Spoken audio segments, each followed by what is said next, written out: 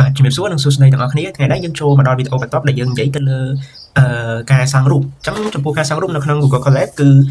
គឺយើងប្រើប្រាស់នៅក្នុងវីដេអូនេះគឺយើងនិយាយអំពី Matplotlib អញ្ចឹងក្នុងវីដេអូនេះគឺខ្ញុំបង្ហាញទៅលើ Introduction to Matplotlib អញ្ចឹងអីទៅជា Matplotlib អញ្ចឹងនៅក្នុងនេះគឺខ្ញុំបានសរសេរដូចនៅក្នុងវីដេអូរាល់ដងដែរគឺ What is data visualization and សំណួរទៀត Why is data visualization important នេះអញ្ចឹងចំពោះការប្រើប្រាស់ទៅលើ Matplotlib នេះគឺយើងប្រើសម្រាប់នៅក្នុងការគូររូបអញ្ចឹងយើងអាចគូររូបបានច្រើនមែនតើអញ្ចឹងនៅក្នុងនេះគឺខ្ញុំច្បាច់យករូបភាពណាសំខាន់ដែលយើងយកមកធ្វើ visualize ទៅយើងអាច analyze ទៅបានងាយស្រួលយល់អញ្ចឹងទៅអូខេអញ្ចឹងបញ្ចាំណាទៀតគឺ Matplotlib គឺប្រើប្រាស់សម្រាប់នៅក្នុងការគូររូបហ្នឹងហើយអញ្ចឹង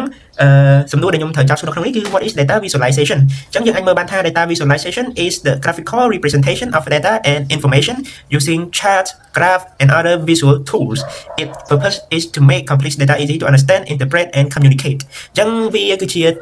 ក្រាហ្វមួយដែលអាចធ្វើការពិពណ៌នាទៅលើព័ត៌មាន chart របស់យើងមាន graph របស់យើងឬក៏មាន tool ផ្សេងៗថែមជាងនឹងទៀតហើយវាមានបំណងក្នុងការបង្កើតឲ្យមានការងាយស្រួលមើលការងាយស្រួលយល់យើងអាចសន្និដ្ឋានបានលឿនអញ្ចឹងណាអូខេអញ្ចឹងអាហ្នឹងគឺជា data visualization បន្តមកទៀតនេះគឺជារូបភាពដែលអាចបង្ហាញដល់អ្នកគ្នាយើងមានច្រើនជាងនឹងទៀត chart របស់យើងមានច្រើនជាងនឹងទៀតអញ្ចឹង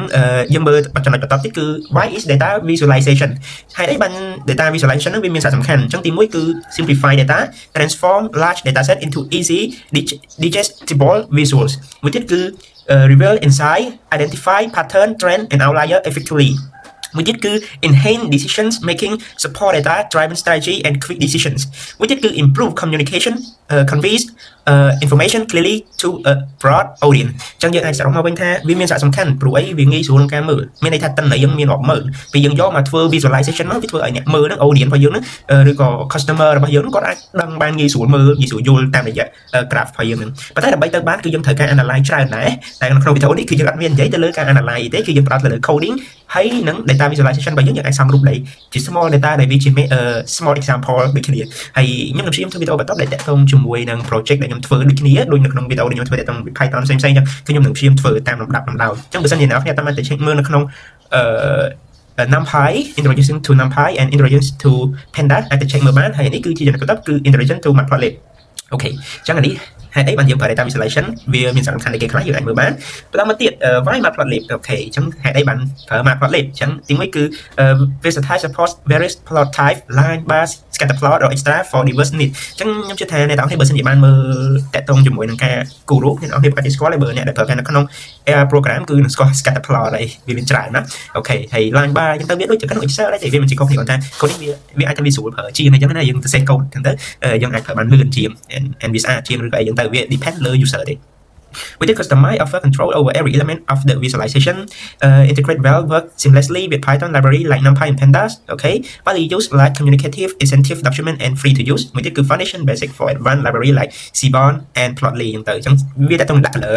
យើងអាចដាក់ color ឲ្យបានវាស្អាតស្រួលមើលអញ្ចឹងណាហ្នឹងហើយអូខេអូខេតោះឥឡូវយើងកុំឲ្យយូរយើងអាចថាចូលមើលតាក់ទងជាមួយនឹងកាត់សរសេរតែម្ដងអញ្ចឹងដើម្បីសរសេរបានគឺយើងត្រូវ install របស់វាសិននេះគឺយើង install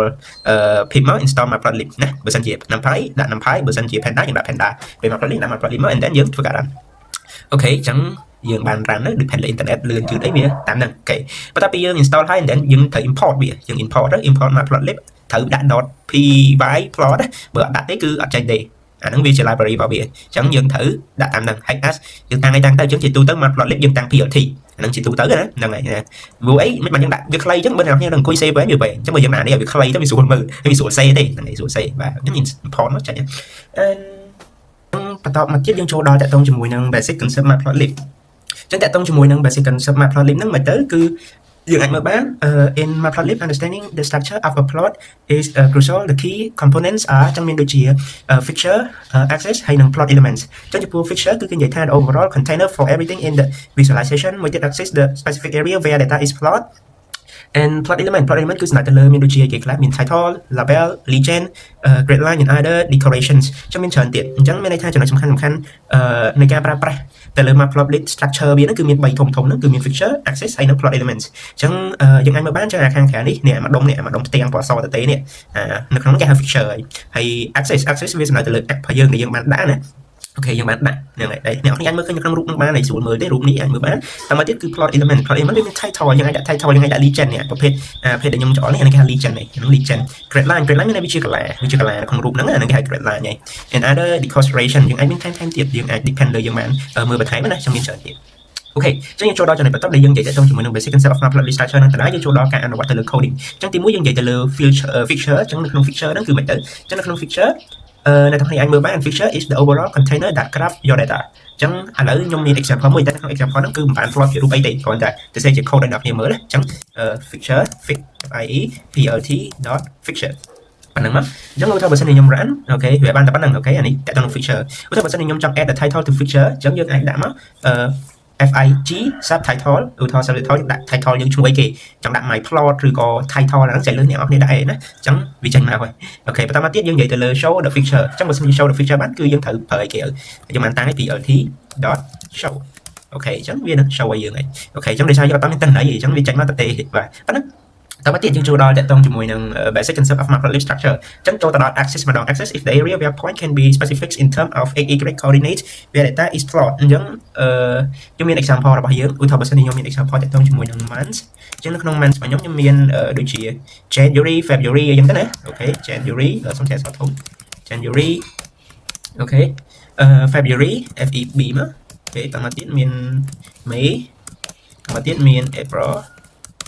តមកទៀតមានMay តមកទៀតមាន June និងតមកទៀតមាន July អូខេមាន August អូខេមានប៉ុណ្្នឹងទៅអូខេ August បាទដាក់តទៀតមកមានដូចជា September SEP អូខេមាន October OEC OET and November NOV and then the last one is DEC អូខេអញ្ចឹងបន្ទាប់ពីខ្ញុំមានតន័យប៉ុណ្ណឹងហើយអាហ្នឹងគឺជាតន័យប្រចាំខែឧទាហរណ៍បើសិនជាខ្ញុំចង់ create ជាតន័យ cell មួយខ្ញុំដាក់ cell ក្នុងតន័យ cell របស់ខ្ញុំហ្នឹងឧទាហរណ៍ខ្ញុំមាន45 50 55នេះជាការ cell ប្រចាំខែណាជាការឧទាហរណ៍របស់ខ្ញុំទេបាទ60 70បាទ75 80 85 90 95ចុះក្រោយគេ100 12ខែ12ខែចំ12តន័យដែរមក110អូខេមានប៉ុណ្ណឹងអញ្ចឹងបើសិនជាខ្ញុំយកវាមកអានក៏មិនទាន់ចាញ់អីដែរបាទវាមិនទាន់ធ្វើអីកើតទេតែនេះជាតន័យតមកទៀតគឺខ្ញុំចាប់ដើម create a picture ចឹង create a picture គឺយើងដឹងហើយ FIG ដែលខ្ញុំបានបង្ហាញនៅខាងលើមិញស្មើយើងបានតាំងឲ្យថាមកប្រាប់នេះគឺ plt.picture អូខេបន្ទាប់ពីយើងដាក់ប៉ុណ្ណឹងហើយយកថាខ្ញុំយកមកដាក់ណាអូខេវាចាញ់ឲ្យយើងណាតន័យរបស់យើង size វិញនេះឯងវិញនេះក៏វាមិនតាន់ចាញ់អត់ដែរតែឥឡូវយើងចូលដល់បន្តមកទៀតគឺ add one axis to picture ចឹង add one axis to picture គឺ ax ជាការតាំងរបស់យើងទេស្មើជាមួយនឹង FIG picture dot add axis axes axis អូខេនេះចេញមកឲ្យយើងហ្នឹងហើយតោះយើងអាច add បានចឹងមានន័យថាយើងអាច add axis ហ្នឹងមានន័យថាឲ្យវាឲ្យវាចាញ់ក្នុង graph របស់យើងវាអាចថាឡើងប្រហែលចុចអីហ្នឹងទៅចឹងចាំមើលខ្ញុំនឹងបង្ហាញនៅពេលដែលរូបភាពចេញមកឧទាហរណ៍ 0.1 0.8 អាហ្នឹងតែយើងដែរវាអត់មានជាបញ្ហាចោលថាអូត្រូវតែដាក់ប៉ុណ្្នឹងទេវាអត់អីទេអូខេអញ្ចឹងថតបានប៉ុណ្នេះបានចេញមកអូខេអញ្ចឹងអានេះវាចេញមកពីអានេះវាចេញមកពីលេខដែលខ្ញុំដាក់មិញហ្នឹងខ្ញុំដាក់នៅទៅនេះអញ្ចឹងវា depend លើអ្នកនរគ្នាដែរខ្ញុំដាក់បានដាក់ទៅស្អីលើយើងទេណាហ្នឹងហើយអូខេអញ្ចឹងខ្ញុំមានអីគេ 0.1 0.1 0.8 0.8 អញ្ចឹងទៅអូខេអញ្ចឹងបន្ទាប់ពីបានប៉ុណ្្នឹងហើយក៏មិនទាន់ជាចប់ដែរគឺយើងនៅសល់អីគេទៀតបាទយើងនៅសល់បាទមិនទាន់អស់ទេណាហ្នឹងហើយនៅសល់ plot ទៅ cell data អញ្ចឹងបើសិនជានៅក្នុង graph ប៉ុណ្ណឹងវាមិនទាន់ត្រូវទេហ្នឹងហើយតាមយើងមើលព្រោះបើសិនជាតន្ត្រីយើងទៅមួយ cell អញ្ចឹងវាគួរតែចេញ February នៅក្រោមនេះចេញនៅខាងក្រោមនេះហ្នឹងបានវាត្រឹមត្រូវគាត់ថានេះយើងអាចថាយើង add one axis ទេអញ្ចឹងវាមិនទាន់ចប់ទេនៅសល់បន្ថែមទៀតបាទអញ្ចឹង axis dot plot អញ្ចឹងនៅក្នុងតន្ត្រីរបស់យើងមានអីគេខ្លះមាន month and cell months នឹងមួយទៀតគឺ cell ហើយយើងត្រូវដាក់ marker notice ទុកមួយ marker របស់យើងអាចថាអានេះមិនត្រូវដាក់ marker អូខេ marker នេះអ្នកនរអាចដាក់នឹងសំដៅទៅលើរូបភាពដែលចង់បានអក្សរទម្រង់មិនតិចទៀតពេល upload ចេញមកខ្ញុំនឹងប្រាប់ថា marker នឹងវានៅកន្លែងណាណាអូខេអញ្ចឹងខ្ញុំដាក់ទៅមួយសិនអូខេបាទចេញមកនេះអាហ្នឹងគេហៅ marker នេះឃើញចេញមកនេះចេញ reference មកចឹងណាអូខេហើយបន្តមកទៀត marker មិនបានដាក់ marker អក្សរ O នេះដូចថានេះទម្រង់វា O អូខេចុះបើខ្ញុំចង់ដាក់អក្សរ O ខ្ញុំដាក់អក្សរ S មានន័យដូច square អញ្ចឹងវាចេញគេហ្នឹងនេះមើលបានណាអូខេវាចេញជុំវិញចេញជុំវិញចឹងអាហ្នឹងវាអត់ជាបញ្ហាទេវាស្អីលើយើងស្រឡាញ់អីដាក់នឹងទៅសំខាន់ analyze ចេញប្រាប់គេយល់ទៅបាទណាអូខេតមកទៀតទៅលើការ add label របស់ខ្ញុំចឹងតើតោងជាមួយនឹងការ add label របស់ខ្ញុំ add បែបម៉េចអូខេអញ្ចឹងចំពោះការ add label នឹង add title ចឹងខ្ញុំដាក់មក ax អូខេ dot set title ok chẳng label của nhóm miền tiếng mới cứ monthly sale performance ok và tao mà tiết cứ month thì bí cứ sale của nhóm trong một thôi nhóm đặt title nó nhóm đặt monthly sale ấy tiếp performance ok monthly sale performance nó cứ chỉ title của nhóm cho này label của nhóm cứ nhóm đặt month x set x label ok cứ month and pertama tiết cứ accessមួយទៀតគឺ set ដដែលតែ y label របស់ខ្ញុំគឺ cell របស់ខ្ញុំលើកនេះគឺ cell in មានន័យថានៅក្នុងចន្លោះរបស់ខ្ញុំគឺ$1000ចុះអូខេបាទ$1000នៅចន្លោះប៉ុណ្ណឹងអូខេអញ្ចឹងមិនទាន់ចេញអីទេអញ្ចឹងខ្ញុំត្រូវ plot វាសិន show វានៅក្នុងតន្ត្រីរបស់ខ្ញុំដើម្បីចេញ label នេះនេះ label axis អញ្ចឹងណាចេញទៅនេះនេះបាទនេះ title y and then អានេះ h អញ្ចឹងណាអ្នកនរគ្នាអូខេតោះអញ្ចឹង plt .show ទៅមួយចុះអូខេអញ្ចឹងយើង try ទៅដែរចេញមកហ្នឹងហើយឃើញទេបាទតម្លៃរបស់យើងមក5000 6000 7000អញ្ចឹងណាមានបន្លាស់1000 1000អញ្ចឹងតែយើងមើលជាក់ស្ដែងអានេះខែ month ខ្ញុំបានដាក់ហ្នឹងអានេះ title របស់ខ្ញុំអូខេអញ្ចឹងនៅសល់ legend តែវាមិនទាន់ដល់លេខទៀតចូលដល់ legend ឡើយអូខេអញ្ចឹងតើតើជាមួយbasic concept of mapping structure គឺមានប៉ុណ្ណឹងយើងក៏នៅបន្តទៀតដែរគឺឧទាហរណ៍ថ្មីមួយទៀតអូខេឧទាហរណ៍ថ្មីមួយទៀតនេះគឺខ្ញុំមានmonthly month ដូចគ្នាខ្ញុំសូមយកទៅ copy and paste នៅនេះចុះអូខេអូខេ yes បន្ទាប់ពីបាន month របស់ខ្ញុំប៉ុណ្នេះហើយខ្ញុំមាន cell របស់ខ្ញុំដដែលនៅក្នុង cell ហ្នឹងខ្ញុំមានតន័យលេខថ្មីមួយគឺឧទាហរណ៍20 34ខ្ញុំចង់ដាក់ឲ្យវាឡើងចុះតិចចុះអានេះសួរមើលអត់ដាក់ឡើងដូចតនេះឡើងរហូតចឹងណាឥឡូវយើងមើលតន័យនេះឡើងចុះជាមួយក្រាបវាមិនអូខេ 36 78 11 4 23 55 34 89 45នេះជាតន័យរបស់ខ្ញុំរាំងនោះក៏តាំងទាំងអីដែរគាត់តែជា data របស់ខ្ញុំទេ after គឺខ្ញុំចូលដាក់ fix plt អូខេដល់đâyចេញនេះយើងធ្វើមកយក picture អូខេបាទខ្ញុំតចេញអីដែរហើយចេញតែវាចេញផ្ទាំងvậyបាទទៅអូខេរ៉ាត់មួយមើលបាទហើយចេញ picture ប៉ុណ្ណេះគាត់តដាក់អីទេអញ្ចឹងឧទាហរណ៍ add នេះខ្ញុំយកទម្រង់ដដែលគឺ picture .add access មាន 0.1 អូខេ 0.1 and then 0.8 0.8 អញ្ចឹងទៅអូខេ0.8 0.8 អញ្ចឹងអូខេតោះបន្ទាប់ពីខ្ញុំបានដាក់ប៉ុណ្្នឹងហើយគឺខ្ញុំដាក់ access .plot ខ្ញុំមានជាប្រភេទមិនដាក់ដូចគ្នាមកខ្ញុំដាក់ចឹងដដែលមកអូខេនេះបាន set performance expert វាគឺman អានេះ x label ហើយ y label អញ្ចឹងទៅអញ្ចឹងអានេះខ្ញុំតាក់ទងជាមួយខ្ញុំដាក់ x label y label សួរថាបើដាក់បានដូចគ្នាទេអញ្ចឹងវាមិនមែនជាបញ្ហាទេគាត់ថាជាទូទៅយើងដាក់ឲ្យមើលវាមាន x y អញ្ចឹងណាវាស្អាតឥឡូវអ្នកនរនឹងមើលឃើញតន័យមួយនេះជាមិនអានេះបើយើងនិយាយទៅលើភូកោណនេះហៅភូកោណព្រៃកង់ណាភូកោណវាឡើងទៅរហូតដោយសារតន័យយើងឡើងរហូតអានេះវាឡើងចុះអញ្ចឹងដូចយើងរ៉ាន់នោះវាចេញឡើងចុះដូចគ្នានឹងអ្នកឃើញទេបាទវាឡើងចុះអញ្ចឹងវា depend ទៅលើតន័យរបស់យើងទេគាត់ថាយើងត្រូវយល់ថាយើងត្រូវធ្វើបែបណាអញ្ចឹងវាប៉ុណ្ណឹងអូខេអញ្ចឹងអានេះវាដដែលអូខេឥឡូវយើងចូលដល់ទម្រង់ប្រភេទមួយទៀតតាក់ទងជាមួយនឹងក្រាបរបស់យើងដដែលខ្ញុំនឹងសង់ជាប្រភេទក្រាបសសរម្ដងអញ្ចឹងវានៅក្នុង basic concept of matplotlib នឹងដូចគ្នាទេអញ្ចឹងចូលដល់ plot មួយទៀតគឺ plot element is used to enhance the plot by adding title label legend and grid line អញ្ចឹងនៅក្នុងនេះគឺមានតាក់ទងជាមួយនឹង plot នេះគឺវាមាន grid line ចូលមានអីចូលបន្ថែមអញ្ចឹងណាអូខេតោះអញ្ចឹងយើងកុំឲ្យខាត់ពេកយើងចាប់ដើមតាក់ទង code របស់យើងអញ្ចឹងខ្ញុំមាន example តាក់ទងនឹង revenue by product category មួយខ្ញុំមាន category ជាកតាំងរបស់ខ្ញុំទៅអូខេក្នុង category នេះគឺមានតាក់ទងជាមួយនឹងអូខេខ្ញុំដាក់ដូចក្នុងនេះមកទៅ electronic clothing home goods ហើយនឹ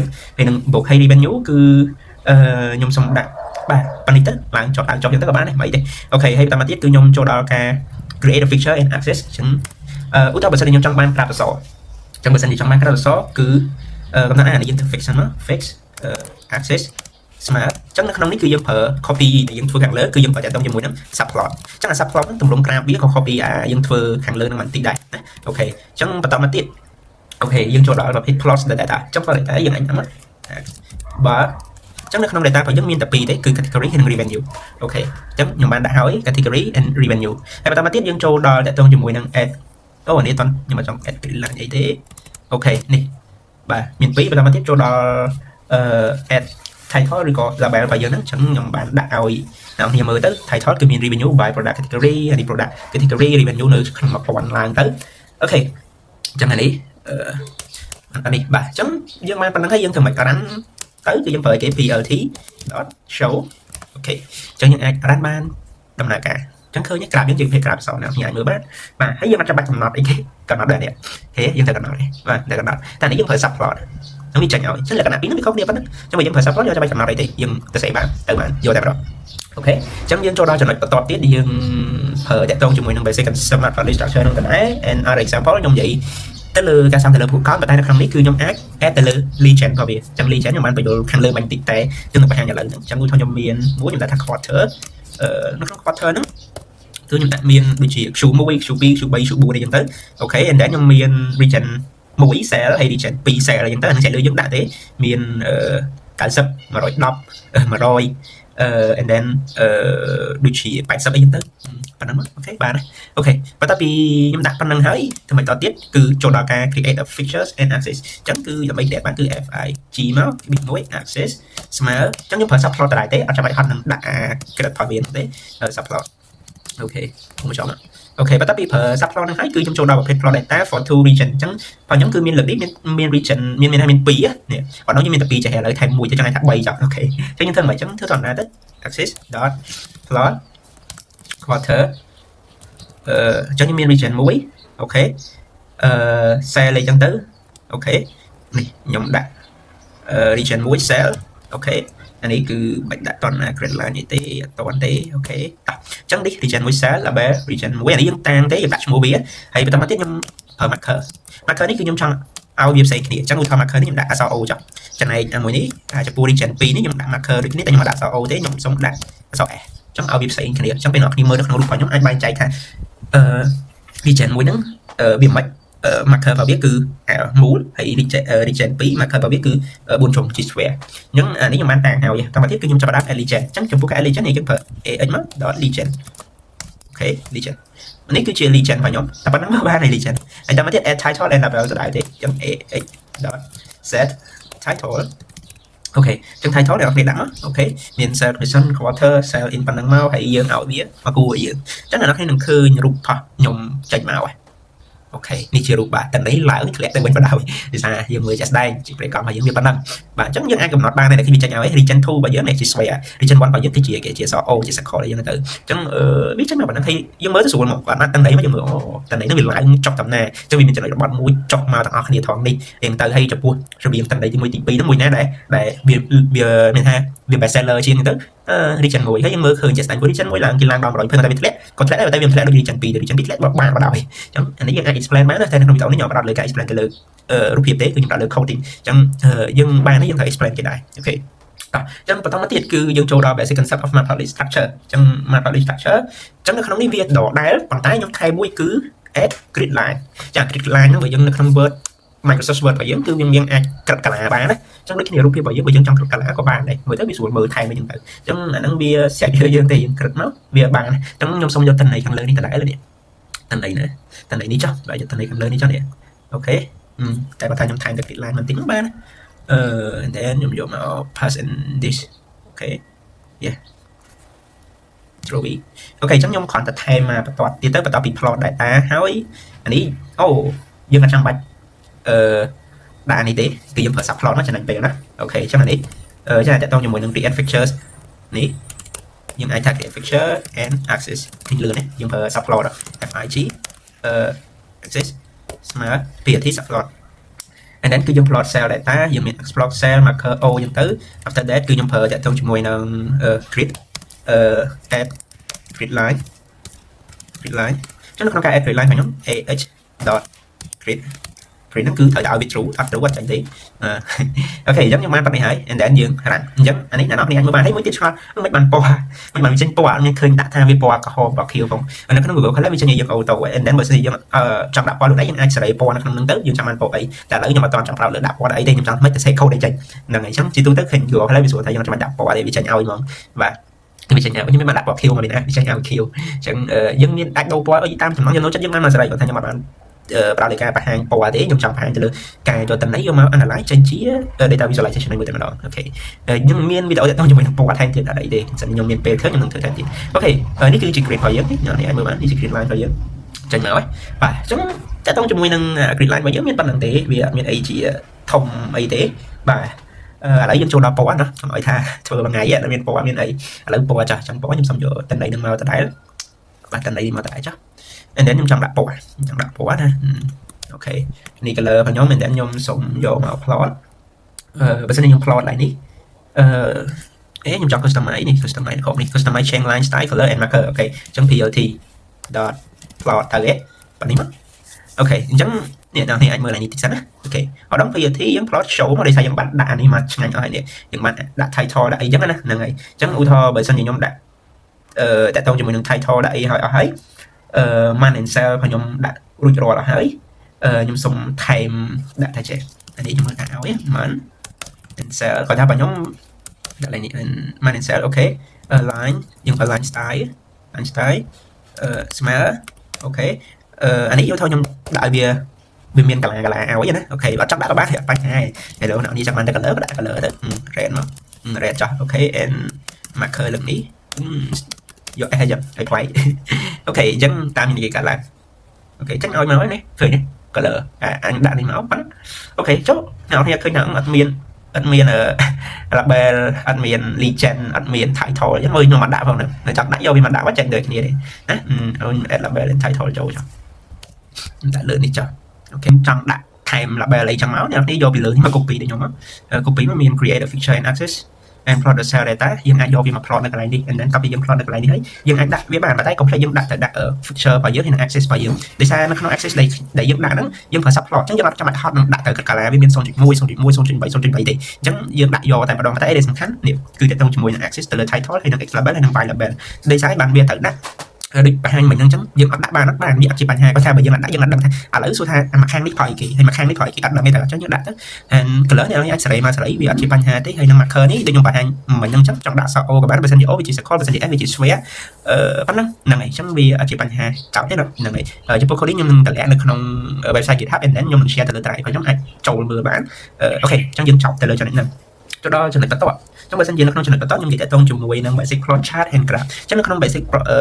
basic plot chart and graph បើសិនជានៅក្នុង definition ឬក៏ general របស់វានិយាយថា used to display trend over time or continuous data អញ្ចឹងវាដូចជាពូកោណដែរទេគាត់នេះគេហៅថាពូកោណនេះបាទអញ្ចឹងវាដូចតែគ្នាដែរទេ and then យើងអាចកំណត់បានដូចគ្នាហ្នឹងគេហៅថាតទៅជាមួយនឹងline plot របស់វាណាហ្នឹងហើយអូខេអញ្ចឹងវាស្រដៀងគ្នាដែរវាអត់មានអីជាខុសគ្នាទេហើយយើងអាចកំណត់វាបានដូចតែខាងលើហ្នឹងដែរបាទអញ្ចឹងខ្ញុំសូមអត់កែឡើងហ្នឹងឲ្យខ្ញុំសូមអត់កែចូលដល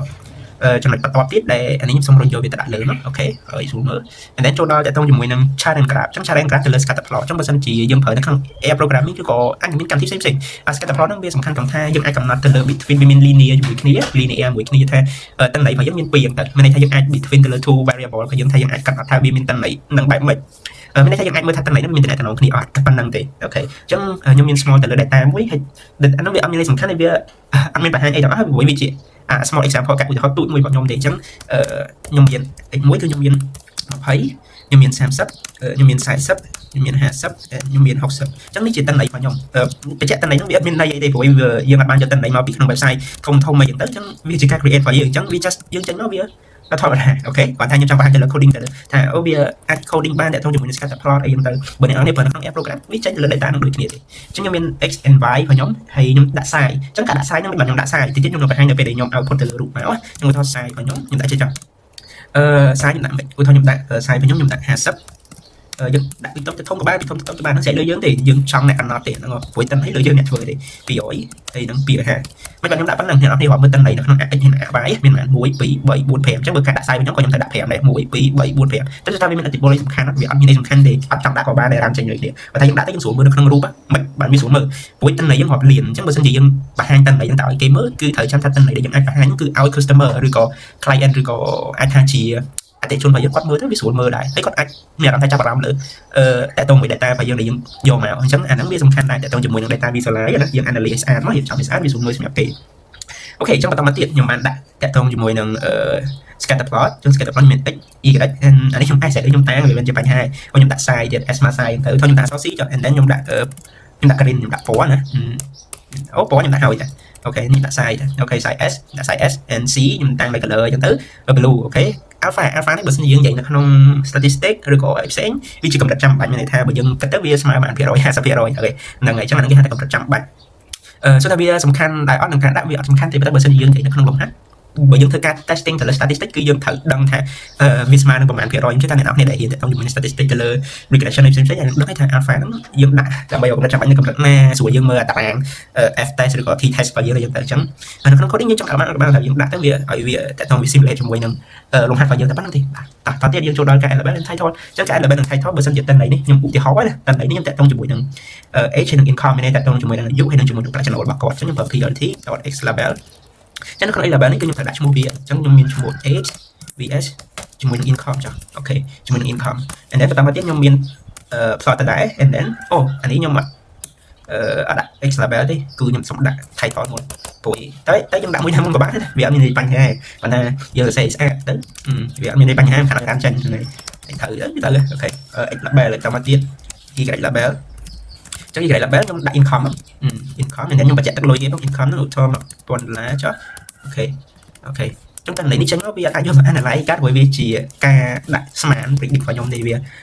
យើងអាចមកថាវាមាន linear មួយគ្នាអត់ដឹងទេវាសាមញ្ញវាយើងគាត់ predict នេះហ្នឹងហើយចឹងខ្ញុំនឹងបញ្យល់ថាមិនបានវាចេញពីទូចធំចឹងតាពីទូចទៅធំវាចេញមកពីណាវាចេញមកពីបែបនេះវាចេញមកពីអីដែលខ្ញុំបានដាក់ទៅលើ side នេះហ្នឹងហើយអីដែលខ្ញុំបានដាក់លើ side នេះចឹងនៅពេលដែលខ្ញុំបានដាក់លើ side នេះវាចេញមកចឹងចុះបើសិនតែដាក់បានដងទៀតបាទមានន័យចឹងជាយើងបានដាក់កំណត់នៅក្នុងនេះ side ទៅវាអាចនឹង load error ចឹងទៅចឹងជាទូទៅយើងដាក់បានអត់ក៏បានហើយយើងដាក់ទៅវាស្រួលមើលក្នុងតន្ន័យយើងទេបាទប៉ុណ្ណាអូខេបាទចំណុចបន្តទៀតតកតងជាមួយនឹង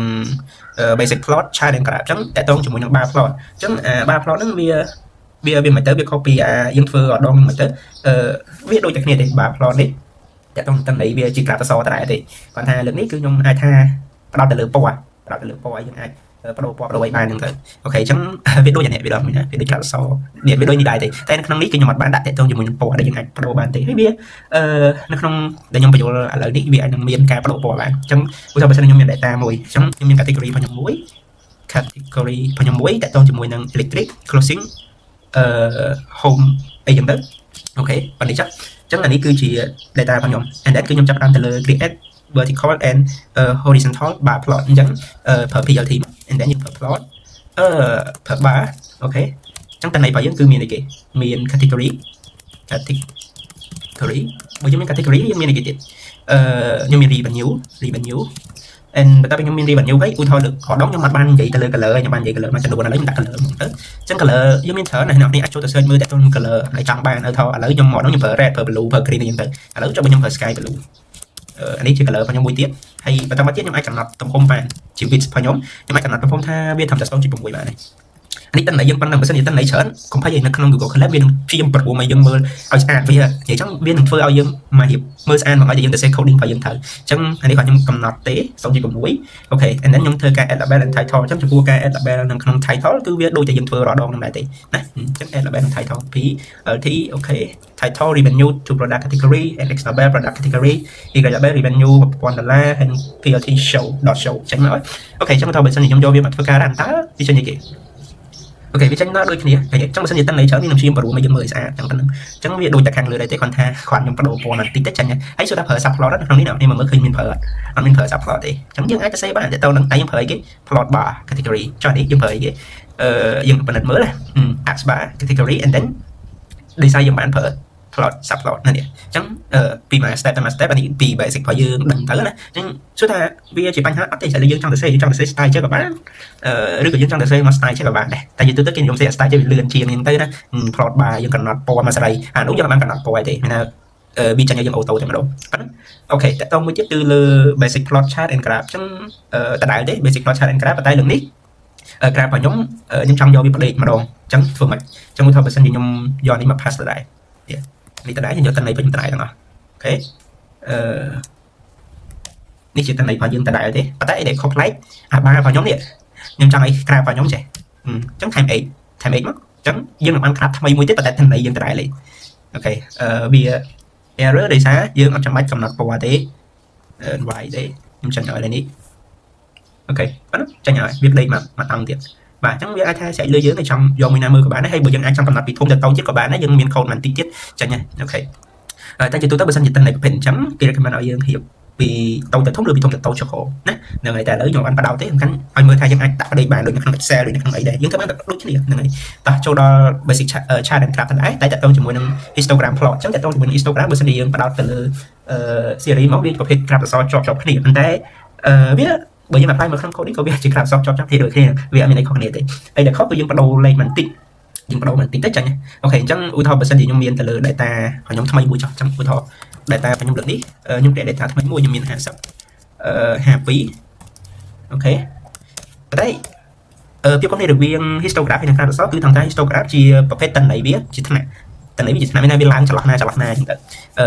តែពេល graph អក្សរវាធម្មតាតន័យវាអត់មានថ្នាក់អីទេប៉ុណ្ណឹងឥឡូវខ្ញុំសូម create មួយជាប្រភេទទម្រង់ histogram ហើយចំពោះតន័យទាំងអស់យើងត្រូវជ្រើសរើស graph ណាដែលវាត្រូវមួយតន័យដែរមិនយើងអាចរើសបានឲ្យស្អីទេព្រោះយើងរើសយក graph ខ្លះវាអត់ symmetry ជាមួយតន័យចឹងអាហ្នឹងវាអត់សូវត្រូវវិញតែវាមិនមានខុសខ្ញុំអត់ហ៊ាននិយាយថាខុសតែវាអត់សូវត្រូវហ្នឹងហើយតោះតែលើកនេះតន័យរបស់ខ្ញុំមាន52ដងអញ្ចឹងយើងនឹងសង្កេតឃើញថាតើតន័យ55នោះវាមានភាពខុសប្លែកពី50 52 53មិនទៅអញ្ចឹងយើងអាចមក compare បាន63 and then 5ចុះអូខេនេះជាតន័យរបស់ខ្ញុំ and then ខ្ញុំ create histogram អញ្ចឹង PLT ដដែលទេយើងបានតាំងហើយ IST histogram ដែលតែខ្ញុំលើនេះយើងចាំបាច់កំណត់អីទេប៊ីមួយមកbins 5តាមទៀត color color នេះខ្ញុំចង់ដាក់ពណ៌ថ្មីខ្ញុំអត់ចង់ឲ្យវា create អីទេខ្ញុំដាក់ purple ចុះ purple ស្វាយហើយតាមទៀតគឺខ្ញុំដាក់ H color មានន័យថា frame របស់វាframe នេះអាគៀននៃក្រាមហ្នឹងគឺខ្ញុំចង់បានឆ្នៃពណ៌ដែរអញ្ចឹងអាហ្នឹងយើងអាចឆ្នៃបានដោយសេរីអាហ្នឹងគេហៅថា H color ដូចសេខយ A D G E អូខេ G អូខេ H color ខ្ញុំដាក់វា black ចុះអូខេ black បន្តមកទៀត alpha នេះគឺជាកម្រិតចាំបាច់របស់យើងដាក់បានអត់បានដូចថាបើខ្ញុំដាក់ស្មើ 0.7 ចុះអូខេ alpha អូ click A L P A A ស្មើ 0.7 អូខេអានេះគឺជា alpha របស់យើងស្មើប៉ុណ្ណឹងឥឡូវយើងចាប់ផ្ដើមចូលដល់ការតាក់ទងជាមួយនឹងការ add label និង title អញ្ចឹងវាដូចយើងធ្វើម្ដងទៅវានឹងចេញមក plt.title អូខេយើងបើមកយើងដាក់អីគេតាក់ទងជាមួយនឹងឧទាហរណ៍ខ្ញុំដាក់តាក់ទងជាមួយថា distribution of exam score អញ្ចឹងទៅ score នេះ frequency ប្រេកង់របស់យើងណាហើយនឹង plot show អញ្ចឹងវានឹងចេញឲ្យតន័យខ្ញុំមួយនៅកន្លែង55នោះវានឹងខ្ពស់ជាងគេហេតុអីបាន55ខ្ពស់ជាងគេដោយសារ55នោះវាមាន2ដងហ្នឹងហើយអូខេនៅនេះឲ្យមើលបានអញ្ចឹងបើយើងចង់កែតន័យយល់កែទៅដាក់53ដង55 2ដងណានេះនឹងឃើញថាក្រាមនោះវាមានភាពខុសគ្នាបែបមិនបាននៅខ្លួនឯងហើយ H color នេះខ្ញុំដាក់ពណ៌ខ្មៅឲ្យនៅគៀនក្រាមនេះអញ្ចឹងយើងអាចឆ្នៃបានច្រើនជាងនឹងទៀតដល់យើងអង្គុយឆ្នៃទៅហើយយើងឃើញភាពខុសគ្នាបើយើងអត់អង្គុយឆ្នៃទេ coding វាអត់ទេទោះជាមើលក្នុងវីដេអូអស់រៀនមួយគ្រូអត់អត់តែយើងអង្គុយឆ្នៃហើយអង្គុយធ្វើខ្លួនឯងហើយវានឹងឃើញថា error ច្រើនចឹងអាចយកវាមករៀនច្បាប់ពិសោធន៍ទៅហើយយើងកែប្រែកុំឲ្យវា error ទៅបានហ្នឹងប៉ុណ្ណឹងអូខេអញ្ចឹងយើងចូលដល់ចំណុចបន្ទាប់ដែលយើងនិយាយទៅលើ advanced matplotlib concept អូខេអញ្ចឹងនៅក្នុង matplotlib ដែលខ្ញុំបញ្យល់ខាងលើនេះគឺសិតតែ introduction របស់វាទេចូលដល់ advanced វាមិនជាលើកគ្នាប្រហែលទេគាត់ថាយើងអាចមានប្រភេទ graph ជាច្រើនដែលអ្នកនរគ្នាអាចមើលបានអញ្ចឹងណាអូខេឥឡូវយើងចូលដល់ប្រភេទទី1គឺ subplot and grid space អញ្ចឹងគេថា subplot allows arranging multiple plot within a picture ចំណែក grid space គឺ enable flexible layout with specific row and column spans អញ្ចឹងខ្ញុំទៅសេប៉ុណ្ណឹងអ្នកនរគ្នាអាចនឹងចាំមើលទៅលើ code របស់ខ្ញុំហើយនឹង output របស់ខ្ញុំថា graph ហ្នឹងរបៀបមិនដែរអញ្ចឹងដំបូងដែរគឺខ្ញុំនឹងធ្វើការ import វាម្ដងទៀតទៅដើម្បីឲ្យស្រួលមើលអញ្ចឹងខ្ញុំសូម import matplotlib ម្ដងទៀត import matplotlib អូខេអញ្ចឹងយើង import matplotlib ម្ដងទៀតមក and then ASP LT ហើយបន្តមកទៀតខ្ញុំ import matplotlib ទៅដែរតែយក grid space as grid space ចឹងទៅអូខេអញ្ចឹងអានេះខ្ញុំសូមខ្វែងវាបន្តិចសិនអូខេអានេះ import matplotlib space ហើយ import grid space ដែរចេះអូខេ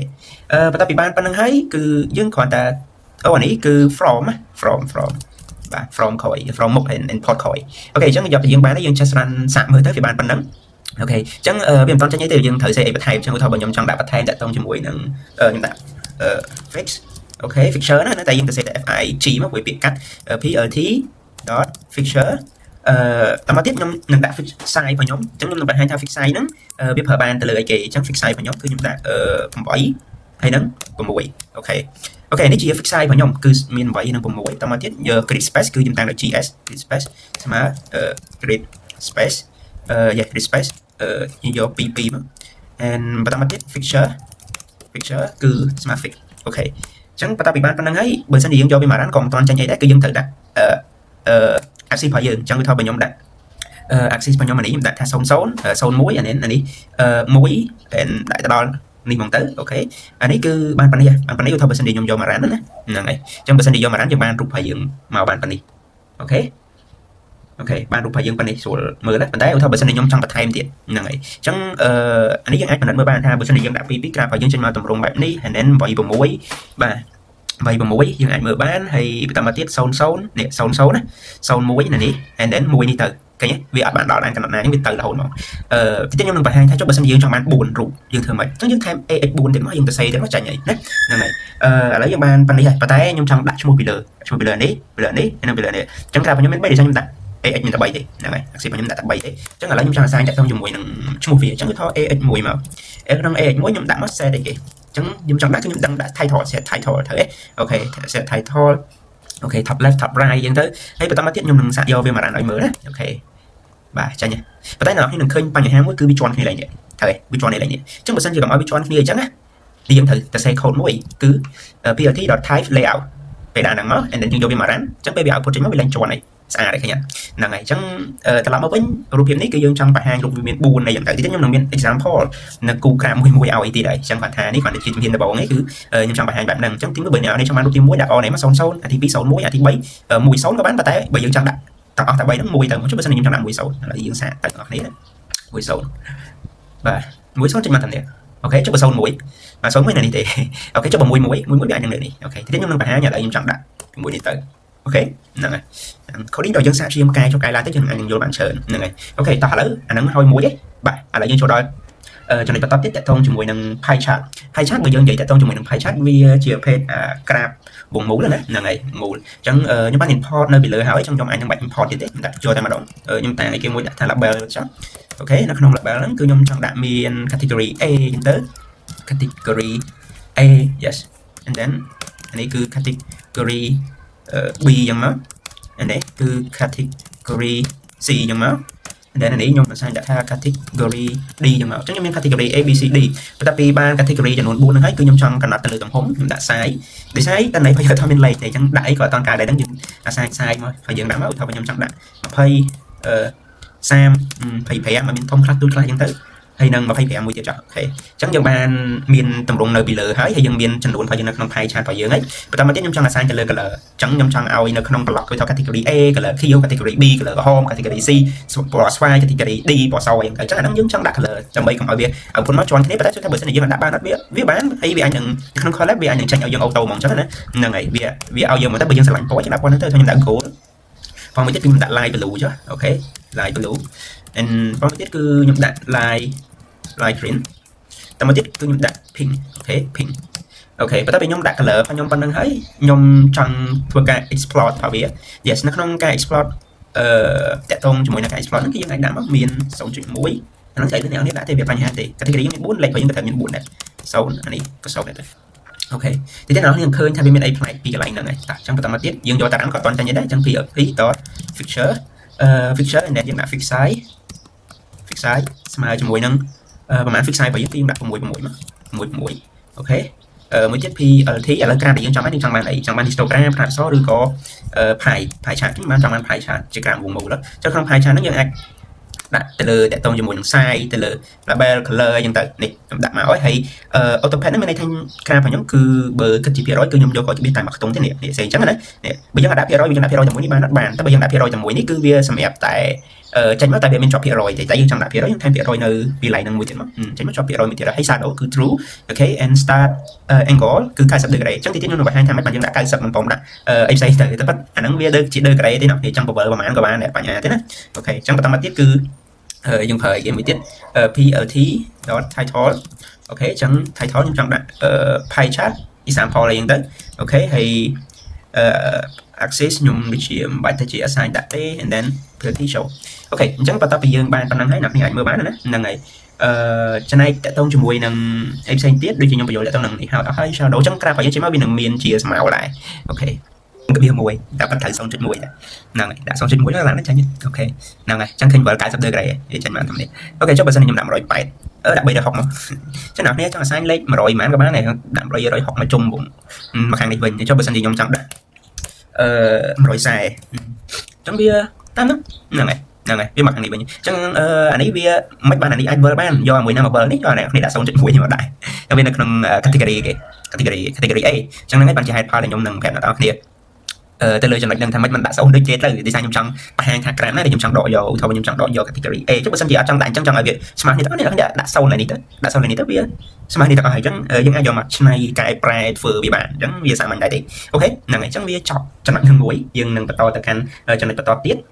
អូខេទៅលើ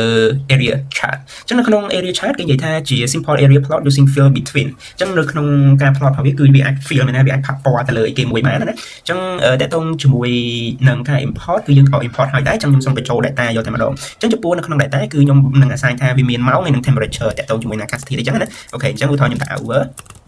hour and then នៅក្នុង hour ខ្ញុំសូមប្រើ rank ម្ដងយកដៃឃើញ rank ណាហើយយើង Python ប្រើ rank រហូតដែរអូខេ0ទៅដល់24មានខ្ញុំកំណត់ពី0ទៅ24តែវាដល់24អត់នេះយើងសាក់ក្នុងមើល rank ណាព្រោះថាយើងដាក់ពី0ដល់24តែវាដល់24អត់យើងអានេះនៅក្នុង Python ហើយអូខេតទៀតអ្នកនេះអាចចង់មើលវីដេអូទៅនឹង Python របស់ខ្ញុំបានអូខេ temperature នៅក្នុង temperature ហ្នឹងគឺខ្ញុំនឹងដាក់តម្លៃហ្មងទៅមាន15 14ដាក់14 2ដងអូខេតាមទៀតមាន13 2ដងដែរអូខេតាមទៀតមាន12 13 15 2 13 15 and then បន្តមកទៀតមាន18 21 and 26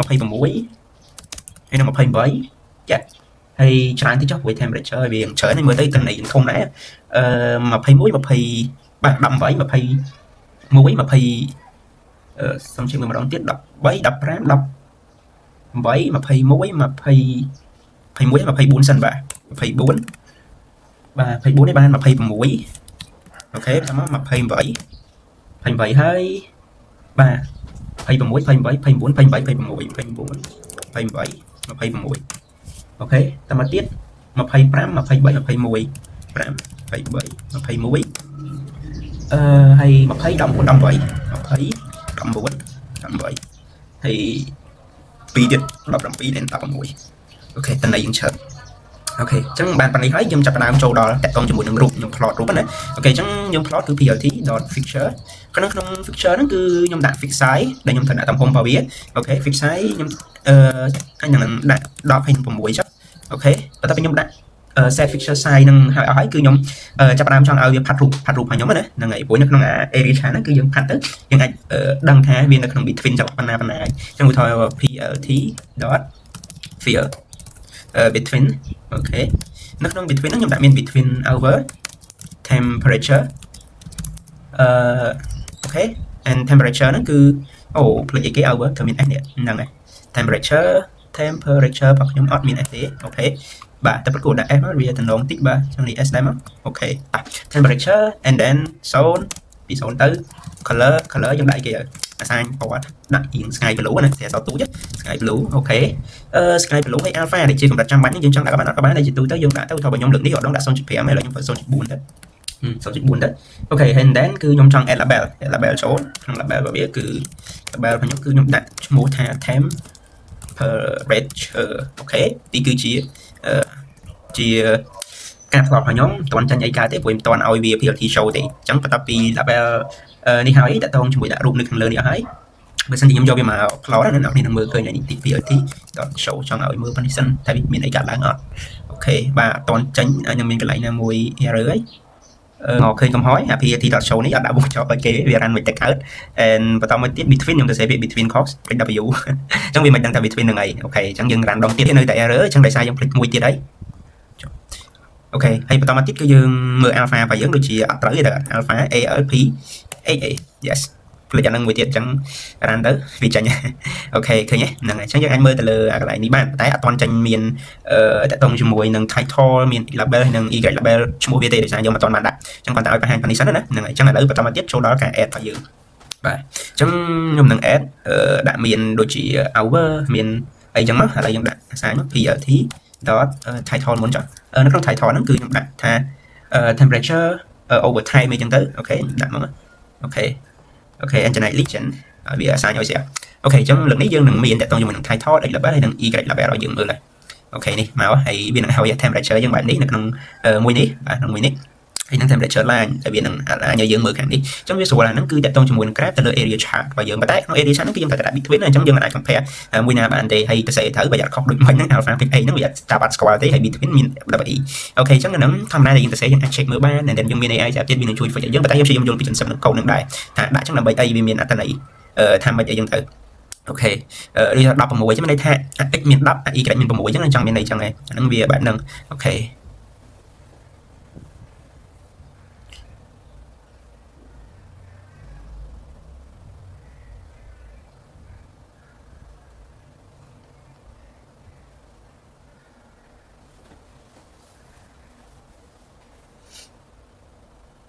nâng này ok chẳng tích khinh tha đọc một mũi này trong miền này thằng mất nhỏ khi mới trả lọt rồi vì x y cái chứ việc khó khăn bây giờ bị tụm hôm sáng việc khó khăn bắt này thấy anh ấy việc việc làm ta đọc liên vào việc thùng chiến anh ấy càng đọc liên vào này việc tàu chiến với xài nó những nét xe tệ phối những cái trong là mấy đầm mấy càng những nghi sụn mờ vì những trong đâu tới những trong đọc đọc đến cùng mũi đến của bạn này thằng khác những phim thì mấy ở ví dụ mờ một cái mà những đại chắc để sai những tên này phá hiếm ấy vì những chuyện là ngày hay đức nhỉ nó không ca ở output nó từ lực ra phá hiếm nó không collab với output để những sụn mờ mỏng ao những sẽ câu ở anh đi về thẩm thử đại ta bên nó biết đăng bọn tham gia per grab ở page ao những sẽ đăng thử cái lại này chẳng bia năng output tránh màu giờ này chẳng đức nhỉ bởi vì những cũng sẽ xem sạc đâu còn này lại nào movie chẳng đấy bia năng tránh màu gì năng màu giờ ok ok chỗ đó cho nó đi tập tiếp video đó tại tông cho mùi năng area chat tại đại tại nó không area chat bản lượng đi cứ nhung đặt tại tông cho mùi năng stack area plot using scat plot chẳng anh tại tông cho mùi năng area grab đi tranh nó chỉ bật tông hôm area nó đôi khi thế còn hai dân bật hai mà dùng miền color bị tròn này thay thì hiện tại ở đây cái hai chỉ stack plot thì chẳng này chẳng chụp bộ ảnh import này mình import hai và tay nhung import nam hai về lỡ tham tiết này để sang nó không chat này cứ dương phở miền nam hai chỗ đại chẳng import nam hai as p ok tập dương bàn import về hai dương chặt đám cái nó mấy bạn dân thử import nam hai đây xa năm tên này vào nhóm thử tại tông cho mùi năng là đây chẳng cứ nhóm thử nam hai ok chẳng anh phí xong rồi cho mùi năng arrange nhóm thử arrange tập biên miền a o a n g e n g e ok chẳng biên miền 76 đó này là mũi ok và ta mà tiết cứ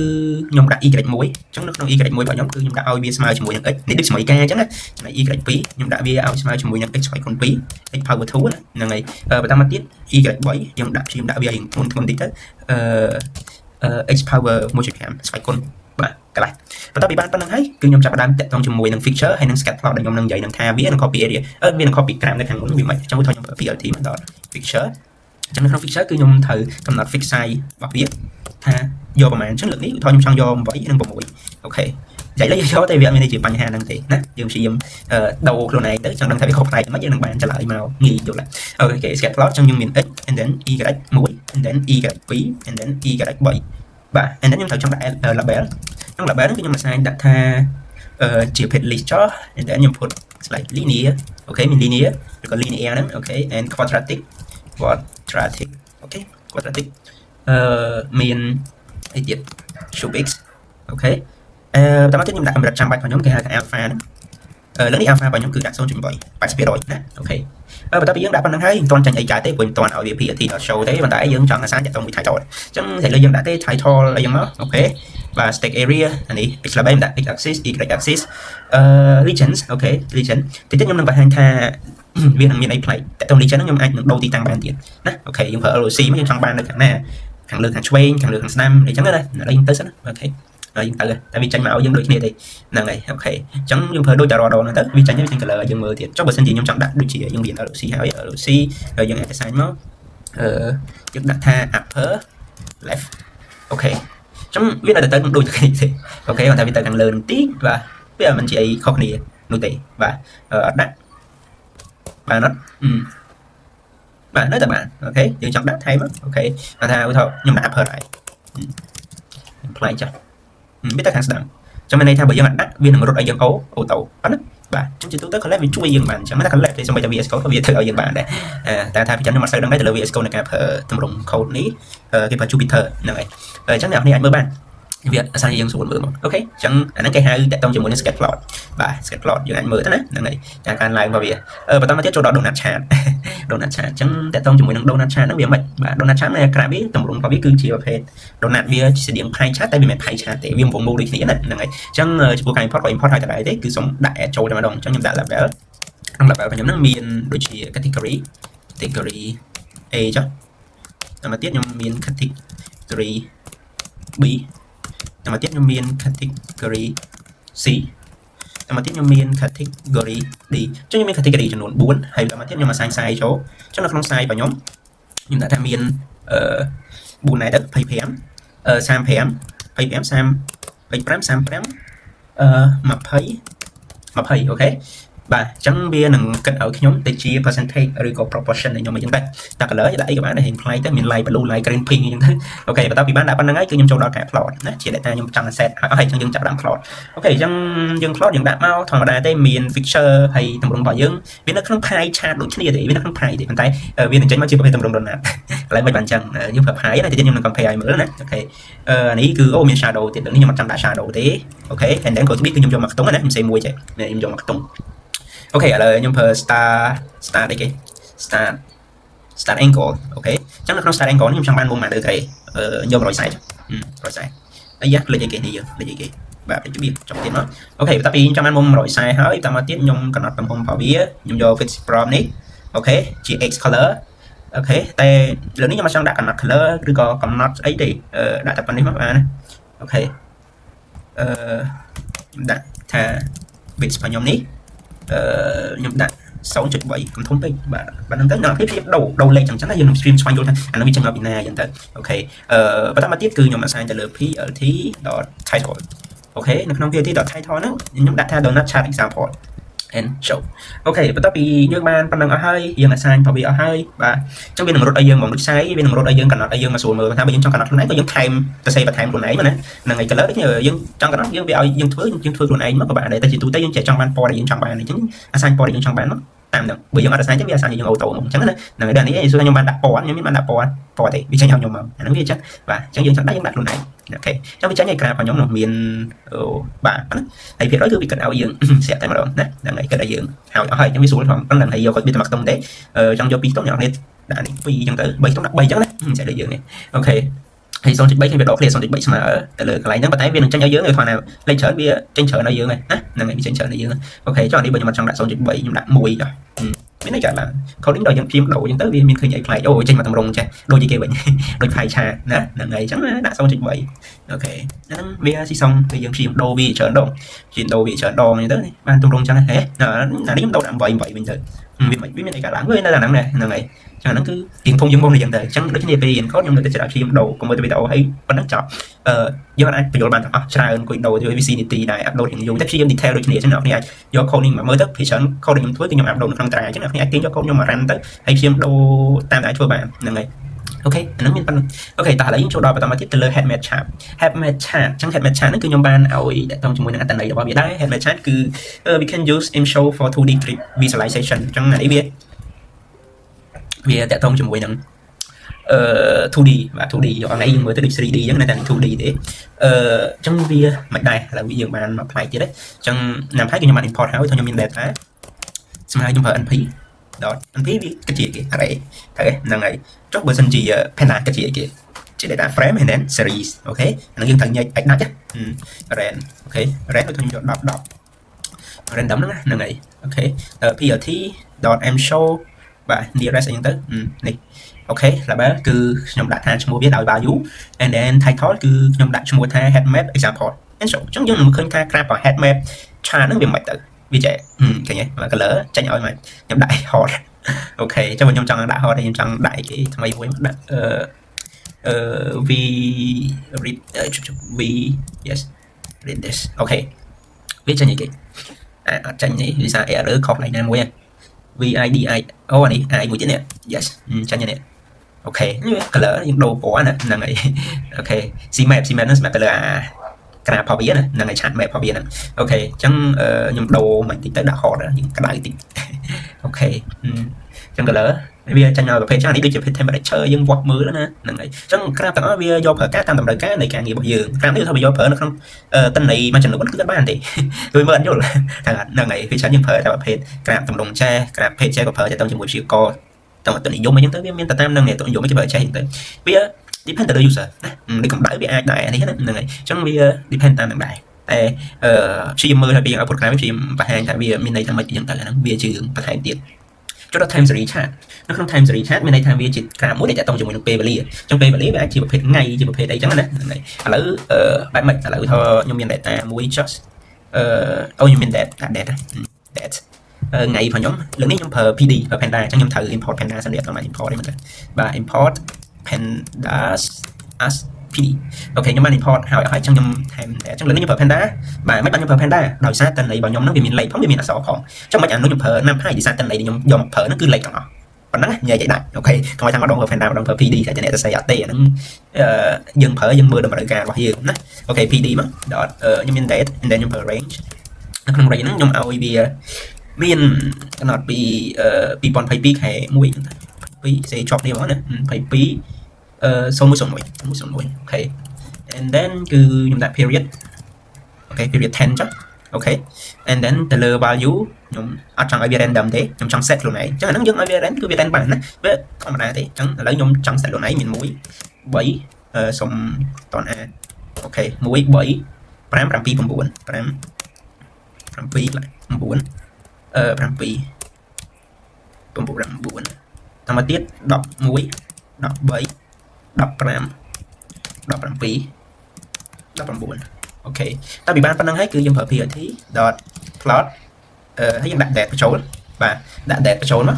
DATES នៅក្នុង date ហ្នឹងគឺខ្ញុំដាក់ value ដែលខ្ញុំបានដាក់លេខហើយអស់ហើយ value របស់ខ្ញុំហ្នឹង and then លើកនេះខ្ញុំចង់ដាក់ time marker ណា marker លើខ្ញុំដាក់លើនេះខ្ញុំយក O ចុះ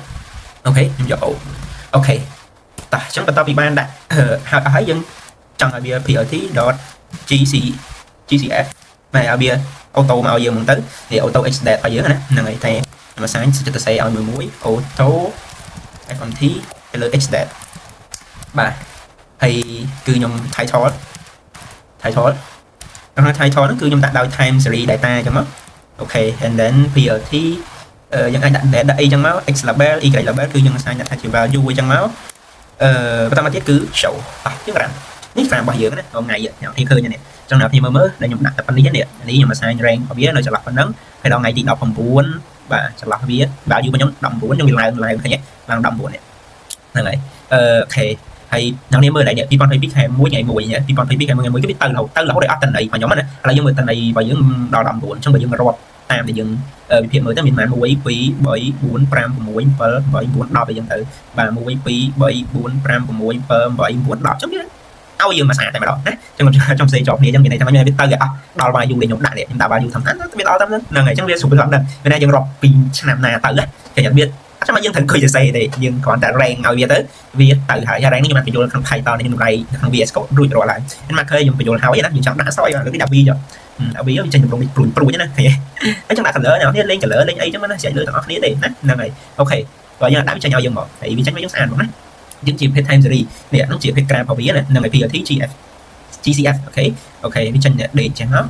សម្រាប់ package សម្រាប់ date របស់យើងនេះបើយើងដាក់ក៏វាចេញ date ចឹងដែរចឹងប្រយ័ត្នស្មាត់ថាតានេះចេញមកពីណាដែរឃើញវាមកពីយើងដាក់ទៅ set ដើម្បីវាចេះណាហ្នឹងហើយអូខេចឹងមានប៉ុណ្្នឹងទេហ្នឹងហើយចឹងនៅក្នុង code មួយខ្ញុំជិះយល់ពី line របស់វាព្រោះយើងអាចចាំវាទាំងអស់ទេតែយើងជិះយល់សួរពេលយើងទៅសួរអីយើងដឹងតែថាហ្នឹងវាមានន័យថាមិនចឹងណាហ្នឹងហើយអត់មានពីណាគេចាំអត់ទេបាទតែឥឡូវយើងចូលដល់ example ថ្មីមួយទៀតតែវាដដែលទេឃើញទេគាត់ថាខ្ញុំចង់លើកនេះខ្ញុំចង់បញ្យល់បានទៅសេ code ឲ្យអស់ហើយខ្ញុំប្រើតែតជាមួយ NumPy and then វាជាគេអ្នកគ្នាឆាតនេះគេហៅគេថា Py chat ទៅមាន color មានអីចឹងទៅ